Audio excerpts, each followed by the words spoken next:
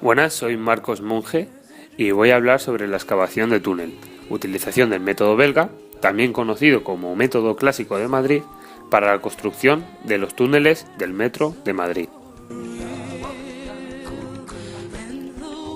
Para ello, vamos a hablar un poco de lo que es este método, sus fases de ejecución, su resultado final, sus prioridades para la selección, las ventajas que tiene este método y su rendimiento óptimo en obra.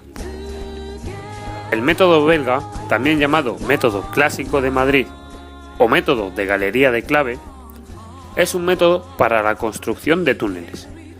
Básicamente, se caracteriza por la progresiva excavación de los elementos que componen el túnel, de tal forma que se van retirando los elementos más estables, evitando el hundimiento o la falta de estabilidad del frente.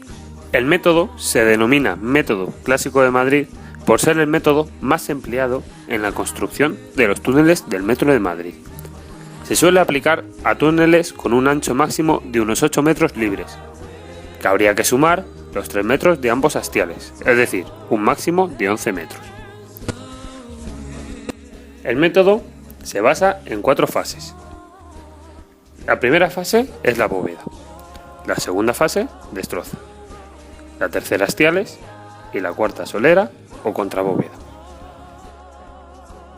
Bóveda, también denominada avance en bóveda o calota. Se comienza la excavación abriendo una pequeña galería en clave del túnel para comprobar el estado del terreno que queremos excavar. Poco a poco se va ensanchando esa pequeña galería hasta formar lo que sería la bóveda, sosteniendo el terreno mediante un entramado progresivo de madera, que están apoyadas sobre unas longarinas, que son unos perfiles metálicos que se colocan entre el entramado y el terreno. Terminado la excavación de la bóveda, se procede al encofrado de la bóveda. Para ello se utilizan unas cerchas metálicas que sirven de apoyo a las chapas del encofrado. La longitud de avance que se debe tomar por seguridad en cada tramo es de unos 2,5 metros.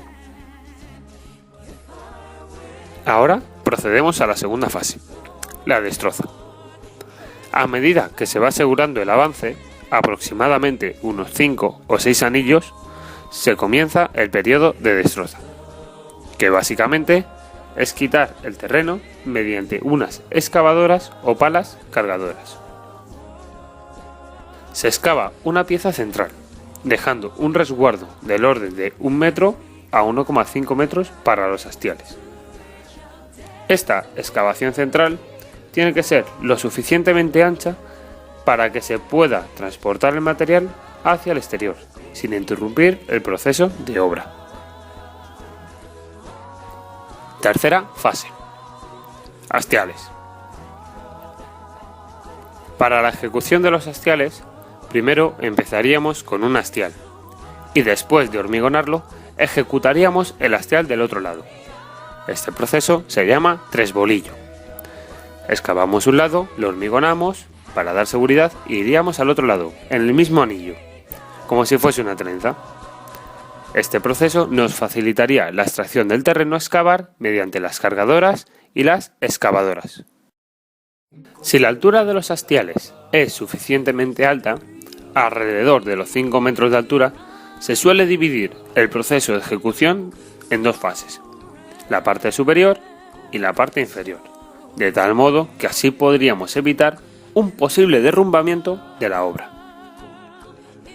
En este método belga, también método clásico de Madrid, durante la ejecución de los hastiales tendríamos un inconveniente, y es que de una u otra forma hay que descalzar parte de la bóveda, y si el terreno cede, se produciría agrietamiento y rotura de la misma. Para evitar este inconveniente, dependiendo del terreno, se puede echar una inyección de consolidación que aseguraríamos el suelo. Con esta inyección, la galería se puede ir construyendo a medida que se avanza sin poner en riesgo a los trabajadores debido al hundimiento del túnel. Cuarta y última fase de ejecución del método belga, Contrabóveda o solera. Se realiza la excavación correspondiente con máquina y en una longitud de 10 a 15 metros, unos 5 anillos, para aprovechar también la obra los fines de semana, hormigonando posteriormente con plantilla, para conseguir la forma que indique la sección tipo del túnel. Se puede hacer en toda la luz, simultáneamente, y en módulos que varían entre 2,5 y 5 metros, o bien por mitades. Cuando el terreno es arenoso y con abundancia de agua, se suele producir un barrizal y las máquinas se atascan con frecuencia. En estos casos, se recurre a las zanjas o pozas drenantes.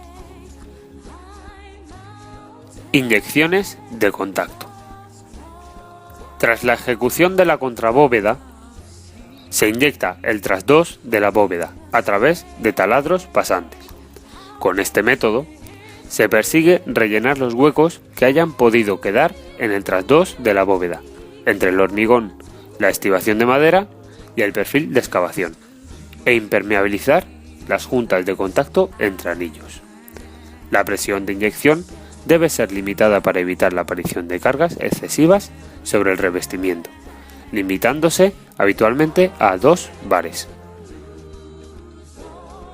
En definitiva, el método de excavación belga se basa en: excavamos lo que es la bóveda, hormigonamos la bóveda, nos vamos a los hastiales, que lo vamos excavando poquito a poco, va avanzando también la bóveda, hormigonamos los hastiales y una vez que está todos los hastiales y toda la bóveda construida, hacemos la contrabóveda, excavando y hormigonando.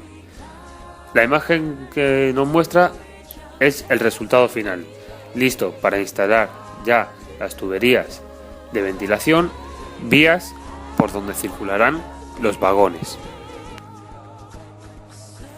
Las prioridades para la selección del túnel son: máxima seguridad para los trabajadores en el interior del túnel, máxima seguridad para los edificios y otros elementos en la superficie del terreno, mínima superficie de frente abierto del túnel en todo momento.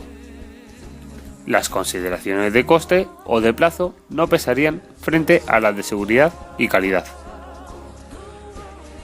En esta imagen podríamos ver las 4 fases de ejecución de la obra, con la mina de avance, el anillo cimbrado, el anillo de hormigonado, la inyección, la excavación en destroza, la excavación en estribos y la solera, con la rampa de acceso para la extracción del material al exterior, y este proceso pues serían unos 30 o 40 metros al mes. Ventajas del método: adaptabilidad a multitud de tipos de terrenos, con unas condiciones de seguridad suficientes si se cuenta con personal especializado. Posibilidad de dar presión enfrente mediante la disposición de tablones apeados con tornapuntas.